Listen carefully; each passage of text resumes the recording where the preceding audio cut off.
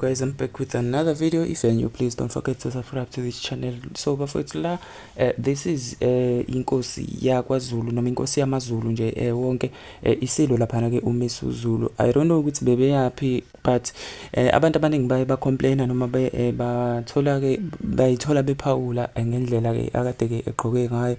Angazi ukuthi ke mhlambe ikuphi okuyiphutha lapha, cause umuntu phela uyagqoka ngendlela ke akayithandayo, but ke abanye bathi ke ayi inkosi ke angathi idedele isweka. Abanye bebese bemqhathanisa ke nomunye ke wamakhosi lapha ke uKing Dalindyebo wawo ke lapha unoma ke wakhona lapha ke engizothi ke emaXhoseni noma ke wawo amaXhosa noma wabakwaXhosa lapha ke ebeka nje khona ukuthi bebeka khona ukuthi ke ayumuphi ke umehluko okhona na kuyona ke lenkosi, ngoba ke bobabili nje ba uyithupha ke zegwayeni. But then bafethu ake ngiphuphawula kwenu mayelana nayo le video. Do you think this is an inappropriate way of indlela mhlambe ke inkosi engagqoka ngayo?